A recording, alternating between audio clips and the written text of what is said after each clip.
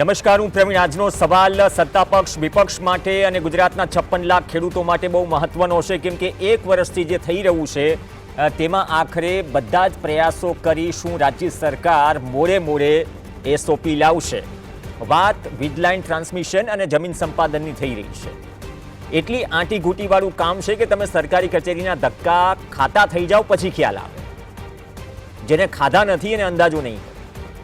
પણ એક સામાન્ય કામ માટે અથવા તો પ્રક્રિયા બહાર થતા કામો સામે જ્યારે તમે અવાજ ઉઠાવો અને તમારું કોઈ ન સાંભળે અને સતત આ પ્રક્રિયા ચાલ્યા કરે તો તમને પણ સવાલ થાય, સરકાર કોના માટે છે? આમ આદમી પાર્ટી, કોંગ્રેસ, સત્તાપક્ષ, ભાજપ અને ખેડૂતો આ તમામ માટે વીજ લાઇન, વીજ ટ્રાન્સમિશન લાઇન, જે વળતરનો મુદ્દો છે, જે મનમાનીનો મુદ્દો છે, તમામ નિયમો બાયપાસ કરવાનો મુદ્દો છે, આ મુદ્દો હવે તમામ માટે ગળાનું હાડકું બની ગયું છે.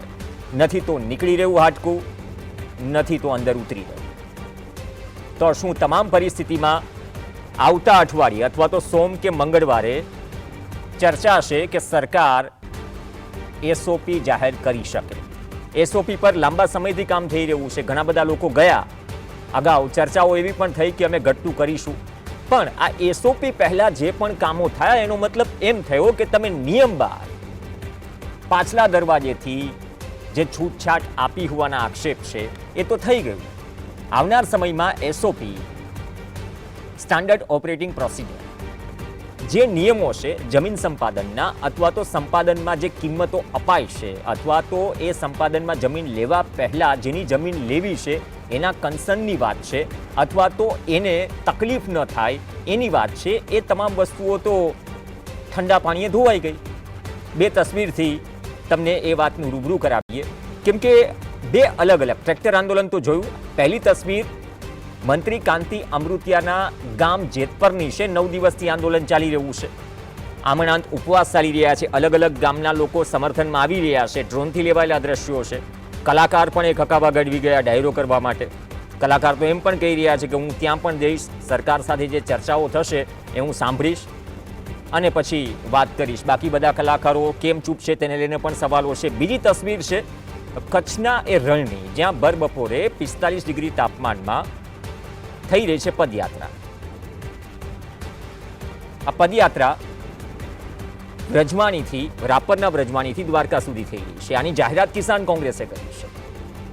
બીજી તરફ આમ આદમી પાર્ટીની આજે પંચાયત સુરેન્દ્રનગરમાં યોજાઈ રહી છે, કિસાન મહાપંચાયત. પણ આ બે તસવીર પછી સવાલ સીધો એ ઊભો થાય કે જે માંગી રહ્યા છે કે વન ટાઈમ સેટલમેન્ટ 1 કરોડ હોય કે 2 કરોડ હોય અથવા તો જે માસિક ભાડું, કેમ કે એગ્રીકલ્ચર લેન્ડ જઈ રહી છે. કિસાન કોંગ્રેસ પ્રેસ કોન્ફરન્સ કરીને કહી રહી છે કે 28 લાખ 30 લાખ વીઘાથી વધુ ખેતીલાયક જમીન જશે, 100 થી વધુ વીજ લાઈનો આવશે, જે લક્ષ્યાંક સાથે સરકાર કહી રહી છે કે મારે આટલી વીજળી ઉત્પાદન કરવી છે. આમાં મુદ્દો વાણિજ્ય જંત્રીનો પણ આવે. જો વાણિજ્ય હેતુથી કોઈ પ્રોજેક્ટ નીકળે છે તો પછી 2011ની જંત્રી પ્રમાણે ભાવ કેમ?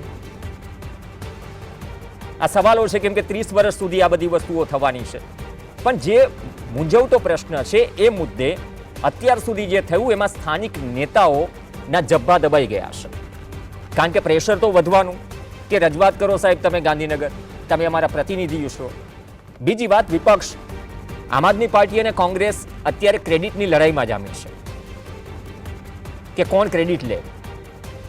ત્રીજું કિસાન સંઘ, જેને કચ્છના એક ધારાસભ્ય કહે છે કે કિસાન સંઘ અને ભાજપ તો માસિયાઈ ભાઈ છે. કિસાન સંઘ એક સમયે કચ્છમાં જે આંદોલન કર્યું હતું, 4 કલાક નેશનલ હાઈવે જામ કર્યો હતો, એ કિસાન સંઘ ઠંડુ બોર છે એવું ખેડૂતોનું કહેવું છે. માત્ર ગાંધીનગરમાં બેઠકો ચાલી રહી છે. એ પણ ગાંધીનગરમાં તંબુ તાણવાના હતા, કાર્યક્રમ રદ થયો. પછી તંબુ તાણ્યા નથી. એ કેમ નથી તાણ્યા કિસાન સંઘને ખબર. પણ આ તમામ ઉપર એ બધાની નજર છે જે આનાથી પીડિત છે અને એમની સાથે ખોટું થયું છે, છડેચોક ખોટું થયું છે. તો જે ખોટું થયું છે એની સામે અથવા કંપની કોન્ટ્રાક્ટર કે જે કંઈ પણ હોય એની સામે કાર્યવાહીની વાત તો કોઈ કરી જ નથી રહ્યું. તો એસઓપી શું સરકાર લાવશે અને એસઓપી લાવે પછી શું એ પ્રકારની પરિસ્થિતિ થશે કે એસઓપી લાવે, બાદમાં વરસાદ આવે, ખેડૂતો વાવણીમાં જોતરાઈ જાય અને 2 મહિનામાં મુદ્દો ઠંડો પડી જાય? એંગલો ઘણા બધા નીકળ્યા છે. ગાંધીનગરમાં બંધ બાણે જે બેઠકો ચાલી રહી છે, કિસાન સંઘ હોય કે અધિકારીઓમાં બહુ મોટો ગણગણાટ છે. કે એસઓપી તૈયાર કરવામાં અમે બધું જ રાખીશું, કેમ કે જીતુ વાઘાણીએ જ્યારે વાત કરી હતી ગોંડલમાં કે ભાઈ બાકીના રાજ્યોનો અભ્યાસ કરીને સારામાં સારી એસઓપી લાવીશું, એટલે કે નિર્ણય કરીશું. તો એ નિર્ણય શું રાજસ્થાનની જેમ જમીનનો જે વર્તમાન ભાવ છે, બજાર કિંમત છે, એનાથી 4 ગણાની વાત છે કે પછી એસઓપીના કોથળામાંથી કંઈક નવું નીકળશે? પણ એસઓપી આવશે જરૂર એવું અધિકારીઓ કહી રહ્યા છે, બધા દોડતા થયા છે. જયેશ પટેલ આપણી સાથે જોડાશે, કિસાન કોંગ્રેસના ચેરમેન, જે પદયાત્રામાં છે વ્રજવાણીથી દ્વારકા સુધી. જયેશભાઈ, સ્વાગત છે આપનું. જયેશભાઈ, એસઓપી આવી રહી છે એવો ગણગણાટ છે. જેતપુરમાં 9 દિવસથી આંદોલન ચાલી રહ્યું છે. આમ આદમી પાર્ટી મહાપંચાયત કરી રહી છે. તમે પદયાત્રા શરૂ કરી અને 30 તારીખથી રસ્તા રોકો આંદોલનની અગાઉ જ જાહેરાત કરી છે. તો શું આવતા અઠવાડિયે એસઓપી સરકાર જાહેર કરી દેશે? સરકારે છૂટકો જ નથી અમારી જે માંગણી છે એને અનુરૂપ નિર્ણય લેવા સિવાય. પ્રવીણભાઈ, આ આખો જે મુદ્દો છે, અગાઉ પણ આપણે વાત કરી ચૂક્યા છે કે ગુજરાતના 26 જિલ્લાઓને અસર કરતી વાત છે અને 38 લાખ વીઘા જમીનમાંથી આ ટાવરો ઉભા થવાના છે. 135 ગીગાવોટ કચ્છની અંદર પાવર જનરેટ થાય અને એના ઇવેક્યુએશન માટે જે સ્ટાન્ડર્ડ છે એ બધું મુજબ થાંભલાઓ બાંધવાની વાત છે અને એમાંથી હજી તો લગભગ 5-7 થાંભલાઓ લાઈન નાખવા માટેની શરૂઆત કરી છે. પણ આપે જે વાત કરી કે એસઓપી, પ્રવીણભાઈ, આજે કારણ કે આ આઈએસટીએસ ઇન્ટરસ્ટેટ ટ્રાન્સમિશન સિસ્ટમ એટલે ગુજરાતના ઉત્પાદન ને જરૂરિયાત મુજબ ગુજરાતની જરૂરિયાત નથી, આ ગુજરાતમાંથી બહાર લાઈન જવાની છે. એટલે આંતરરાજ્ય વીજ પરિવહન થવાનું છે. એટલે કેન્દ્ર સરકારના કાયદા મુજબ અને કેન્દ્ર સરકારની ગાઈડલાઈન મુજબ થવું જોઈએ એવું ખેડૂત સંગઠનો વખતો વખત, અને અમે શરૂઆતથી જ્યારથી અમે આ ઇસ્યુઝની અંદર ઇન્વોલ્વ થયા, કિસાન સંઘર્ષ સમિતિ અને કિસાન કોંગ્રેસ, ત્યારથી અમે પહેલા દિવસથી કહીએ છીએ કે ભાઈ 14/6/2024 ના દિવસે ભારત સરકાર દ્વારા એસઓપી જાહેર કરવામાં આવી, આરઓડબ્લ્યુ ગાઈડલાઈન એટલે રાઇટ ઓફ વે ગાઈડલાઈન. એની અંદર સ્ટાન્ડર્ડ ઓપરેટિંગ પ્રોસિજર એમાં લખવામાં આવી. પ્રવીણભાઈ, એમાં એવું છે કે ભાઈ જે થાંભલો જ્યાં ઉભો કરવાનો છે ત્યાં જઈને એ જે ટીએસપી એટલે જે કંપનીએ થાંભલો ઉભો કરવા માટેનો કોન્ટ્રાક્ટ મળ્યો છે એને ખેડૂતોને એના ખેતરમાં જઈને થાંભલાની જગ્યા બતાવવાની, ત્યારબાદ થાંભલા ઉભો કરવા માટેની કન્સેન્ટ લેવાની, અને જો પ્રોપર્ટીના ડિસ્પ્યુટ હોય ઓનરશિપના તો ગામના સરપંચ અથવા રેવન્યુ ઓથોરિટીને મળીને એ દૂર કરવાનું. એ જયેશભાઈ, એક મિનિટ જયેશભાઈ, આ 3 લાઈન તમે બોલ્યા એમાંથી એટલી સમજ આવી મને, જે 2-5% ખબર પડે છે આ વિષયમાં. તમે સરપંચ અથવા ગ્રામ પંચાયતના ઓપિનિયન કે ખેડૂતના કન્સર્નની વાત કરી છે, એ તો ક્યાં લેવાયો છે, કયા કેસમાં લેવાયો છે? એક જિલ્લાની કોઈ એવી ગ્રામ પંચાયત બતાવી દો કે ગ્રામ પંચાયતને ખબર હોય કે ન્યૂઝપેપરમાં જ્યારે નોટિસ ડિક્લેર થઈ છે અને ગ્રામ પંચાયતને પણ જાણ નથી કરી. તો આ જે નિયમ તોડ્યો છે એની સામે જો એસઓપી ફોલો ન થયો હોય સામાન્ય, તો એ કાયદાકીય પ્રક્રિયા કે એ તો એમની સામે તો કોઈ પગલા લેવાની વાત તો થઈ જ નથી હજુ સુધી. નહીં, બિલકુલ સબસિક્વન્ટ અમારો આ મુદ્દો અમે રેઝ કરવા જઈ રહ્યા છે પ્રવીણભાઈ કે ગુજરાત સરકારે જે એસઓપી એટલે ગુજરાત સરકારે જે ગાઈડલાઈન બહાર પાડી એમાં પણ પંચાયતોની કન્સેન્ટ લેવાની વાત છે. એટલે લોકલ ઓથોરિટી એટલે ગ્રામ પંચાયત, તાલુકા પંચાયત, જિલ્લા પંચાયત અને નગરપાલિકાઓની મંજૂરી લેવાની હોય રૂટ મંજૂર કરાવતા પહેલા, એ પણ નથી કરાવ્યું. પ્રવીણભાઈ, એ થોડી સબસિક્વન્ટ વાત છે, પણ મૂળ જે આજનો આપનો જે વિષય છે કે આરઓડબ્લ્યુ ગાઈડલાઈન બહાર પાડી અને છતાંય કમ્પેન્સેશન બાબતમાં કલેક્ટરોને સત્તા આપવામાં આવી અને કલેક્ટરો દ્વારા જે જમીનની કિંમત નક્કી કરવાની પ્રક્રિયા કરવામાં આવી એ ખેડૂતોને અને અસરગ્રસ્તોને સ્વીકાર્ય નહોતી. એટલે સરકારે, ભારત સરકારે 21/3/2025 ના દિવસે પેલી 2024માં જૂન મહિનામાં બહાર પડેલી આરઓડબ્લ્યુ ગાઈડલાઈન 9 મહિનામાં ખૂબ વિરોધ થયા એટલે ફરી પાછી ભારત સરકારે સપ્લિમેન્ટરી આરઓડબ્લ્યુ ગાઈડલાઈન બહાર પાડી પ્રવીણભાઈ. અને એમાં જમીનની બજાર કિંમત નક્કી કરવા માટેની પ્રક્રિયા બ્લેક એન્ડ વ્હાઇટમાં મેન્શન કરવામાં આવી. તો કે ભાઈ જમીનની બજાર કિંમત કઈ રીતે નક્કી કરવાની? તો કે ભાઈ કલેક્ટર અથવા કલેક્ટરના એક પ્રતિનિધિ, ખેડૂતનો એક પ્રતિનિધિ અને જે કંપની ટાવર લાઈન બાંધે છે એના પ્રતિનિધિની 3 જણાની market rate committee determination committee બને અને એ બજાર કિંમત નક્કી કરવા માટેની પ્રોસિજર કરે. પ્રવીણભાઈ, ખૂબ અગત્યની વાત કહેવા જઈ રહેલો છું. માર્કેટ રેટ ડિટર્મિનેશન કમિટી, એમાં ખેડૂતનો એક પ્રતિનિધિ, એક કંપનીનો પ્રતિનિધિ, અને આ બંને પ્રતિનિધિઓ પોતપોતાના વેલ્યુઅરની નિમણૂક કરે. વેલ્યુઅરની નિમણૂક કરીને એ વિસ્તારની બજાર કિંમત નક્કી કરવા માટે જે ઓથોરાઇઝ વેલ્યુઅર છે, જો રાજ્યમાં વ્યવસ્થિત ન હોય તો બાજુના રાજ્યનો પણ વેલ્યુઅર ની નિમણૂક કરી શકાય. અને બંને વેલ્યુઅર જે તે વિસ્તારની બજાર કિંમત નક્કી કરે પ્રવીણભાઈ, એમાં જો 20% કરતા ઓછો ડિફરન્સ હોય તો એને મીન એટલે સરેરાશ કરીને એ સરેરાશ બજાર કિંમત નક્કી થાય પ્રવીણભાઈ. હવે જો 20% કરતા વધુ ડિફરન્સ આવે તો બંને મ્યુચ્યુઅલી કહેવાનું, નક્કી કરવાનું કે ભાઈ કેટલી થઈ શકે એવું નેગોશિએટ કરવાનું. નેગોશિએશન કરતા જો બજાર કિંમત નક્કી ન થાય તો ત્રીજો વેલ્યુઅર નીમવાનો.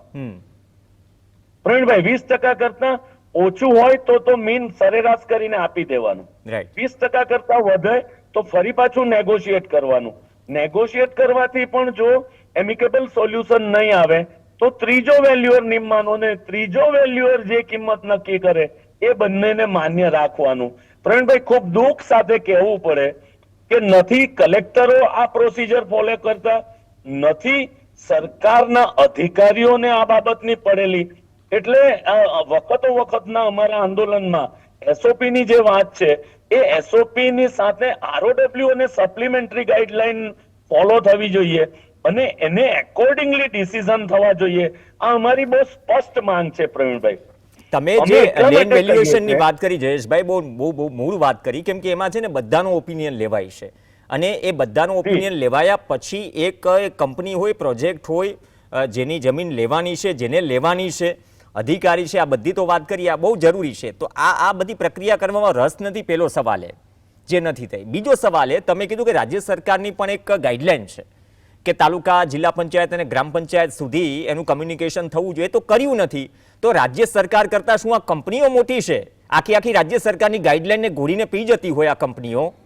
અત્યાર સુધી એક વર્ષ સુધી કોઈ મંત્રી કંઈ ઊંચું કરીને ન બોલે. જીતુ વાઘાણીને જ્યારે સવાલ પૂછવામાં આવ્યો કૃષિ મંત્રીને, જીતુ વાઘાણીએ પણ અંતમાં કહ્યું કે અમે લાંબા ગાળાની, સાહેબ તમારી લાંબા ગાળાની પોલિસી છે પણ વર્તમાન જે સરકારની જે ગાઈડલાઈન છે એટલી જે અમલ નથી કરી, તો શું એની સામે રાજ્ય સરકાર કોઈ એક્શન લેશે? મૂળ મુદ્દો એ છે, એ લેવાશે એક્શન. વેલ્યુએશનની તો વાત તો છે. રાજ્ય સરકાર, પ્રવીણભાઈ, રાજ્ય સરકારનો આની અંદર કોઈ રોલ જ નથી. અચ્છા, કેન્દ્ર સરકારની સપ્લિમેન્ટરી આરઓડબ્લ્યુ ગાઈડલાઈન છે, એને ફોલો કરવાની છે. હું જયેશભાઈ, હું એની વાત, આરઓડબ્લ્યુ ગાઈડલાઈન તો છે, પણ આ પ્રોજેક્ટ્સમાં કદાચ કેન્દ્ર સરકારનો કોઈ પણ પ્રોજેક્ટ હોય તો જે કન્સર્ન વાળી વાત છે, તાલુકા, જિલ્લા અને ગ્રામ પંચાયતે જેને કન્સર્ન કરવાના હોય, જેનું કન્સર્ન લેવાનું હોય તો આ પ્રક્રિયામાં સામેલ કરવાના હોય, એ પ્રક્રિયા બાયપાસ થઈ ગઈ છે સાહેબ.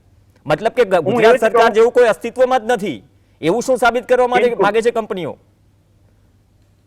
પ્રવીણભાઈ, અત્યારે હું એક ત્રીજા કાયદાનો આમાં ઉલ્લેખ કરીશ. 2003 ના ઇલેક્ટ્રિસિટી એક્ટ હેઠળ આ કામ કરવામાં આવી રહ્યું છે.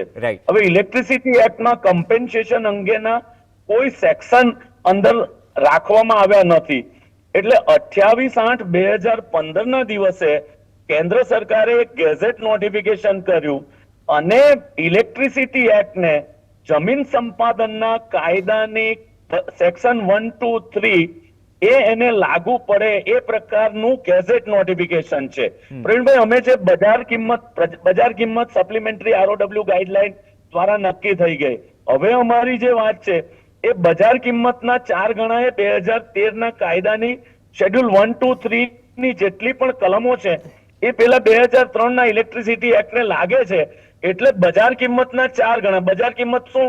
તો કે ભાઈ MRC એ નક્કી કરેલી. પણ આ સરકાર, કેન્દ્ર સરકાર હોય કે ભાજપ સરકાર હોય, અદાણી અંબાણીના ખોળે બેઠેલી સરકાર છે એટલે આમાં નિર્ણય કરતી નથી અને અમારા ખેડૂતોની ઉપર દમન અને અત્યાચાર કરીને, કાયદાનું ઉલ્લંઘન કરીને ખેડૂતોના ખેતરમાં જબરજસ્તી ટાવર બાંધવાના પ્રયત્નો કરી રહ્યા છે. પ્રવીણભાઈ, અમે 400 કિલોમીટરની વ્રજવાણીથી દ્વારકાની અને સુરેન્દ્રનગરથી બીજા 125 કિલોમીટરની લાકડિયા સુધીની એટલે કુલ્લે 550 કિલોમીટરની યાત્રા ખેડૂતોને પોતાના હક અને અધિકારથી માહિતગાર થાય. આરઓડબ્લ્યુ શું છે, આરઓડબ્લ્યુ સપ્લિમેન્ટરી ગાઈડલાઈન શું છે, એસઓપી શું છે, આ બધી વાત અમે જ્યાં જ્યાં રોકાઈએ છીએ, જ્યાં જ્યાં ખેડૂતો સાથેનો અમારો સંવાદ થાય છે પ્રવીણભાઈ, અમે આ કરીએ છીએ. અને સરકાર ગમે તે ગુજરાતની કરતી હોય પણ બજાર કિંમતના 4 ગણા રાજસ્થાન સરકારે આપી છે, કમર્શિયલ જંત્રીના 4 ગણા આપ્યા છે. અચ્છા, ભજનલાલ શર્મા સરકારે જે નિર્ણય કર્યો, ભાજપની સરકારે, અહીંયા મૂળ વાત એ છે કે જો એસઓપી બની જ રહી છે, માની લઈએ કે આવતા અઠવાડિયે ચલો સરકાર એસઓપી લાવે છે. હવે મૂળ મુદ્દો કે એ સવાલ એ છે કે વિપક્ષમાં તમે હોય, અન્ય પાર્ટી હોય, આમ આદમી પાર્ટી, કિસાન સંઘ હોય કે અન્ય જે કિસાન સંગઠનો હોય, અથવા તો જેને જમીન સંપાદનમાં કે જમીનનો જ ખબર પડે છે, જે વિષય નિષ્ણાંતો છે, તો એસઓપી બનાવતા સમયે શું આ બધાના ઓપિનિયન લેવાયા છે, લેવાઈ રહ્યા છે કે લેવા જોઈએ? જો ખરેખર લેવા જોઈએ, અને જ્યાં સુધી કિસાન સંઘર્ષ સમિતિને લાગે વળગે કે કિસાન કોંગ્રેસને લાગે વળગે પ્રવીણભાઈ, અમને લોકોને પૂછવામાં આવ્યું નથી. અને સરકાર જો ઉલટી સીધી કોઈ ગાઈડલાઈન કે કોઈ જાહેરાત કરશે તો અમને માન્ય નહીં રહેશે એવું આપના માધ્યમથી અમે સરકારને જણાવવા માંગીએ છીએ. અને ખેડૂતોને પણ અમારી ઉપર રાજકારણ દાખલ કરવાનો અમે રાજકારણ દાખલ કરી દીધું છે, આમાં એવા આક્ષેપ થાય છે, પણ એકચ્યુઅલી સત્તામાં બેઠેલા અને કેટલાક વિપક્ષો આની અંદર રાજકારણ કરે છે એવો ખૂબ જવાબદારીપૂર્વક હું આક્ષેપ કરું છું.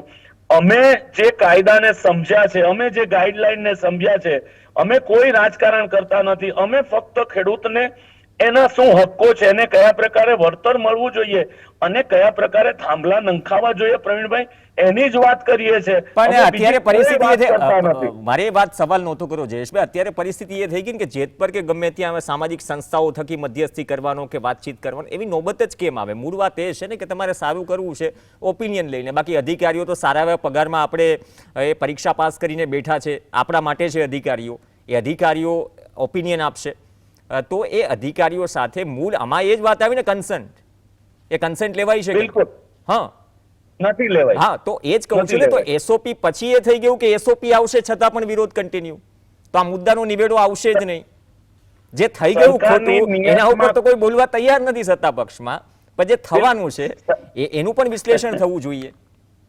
બિલકુલ.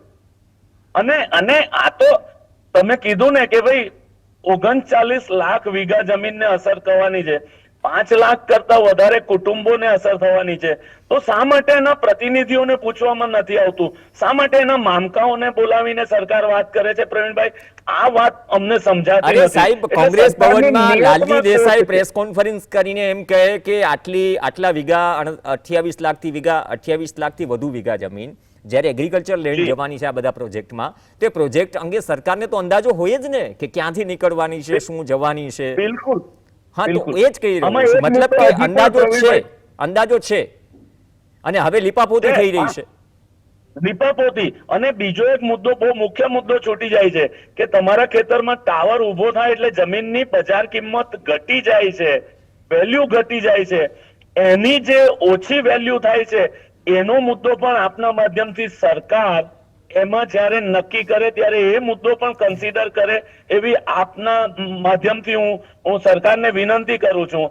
અને ખેડૂતો પણ આ મુદ્દે પ્રવીણભાઈ ખૂબ એજ્યુકેટ થઈ ગયા છે અને પોતાના હક અને અધિકાર માટે લડતની શરૂઆત કરી દીધી છે. આ 500 કિલોમીટરમાં જેટલા પણ અમે એ પ્રકારે ગામડાઓના રૂટ બનાવ્યા છે કે વધુમાં વધુ અસરગ્રસ્ત ગામડાઓમાંથી અમારી યાત્રા પસાર થાય અને ત્યાં આ બધી વાતો કરવામાં આવે અને ખેડૂત એજ્યુકેટ થાય અને હક અધિકારની લડત લડતો થાય.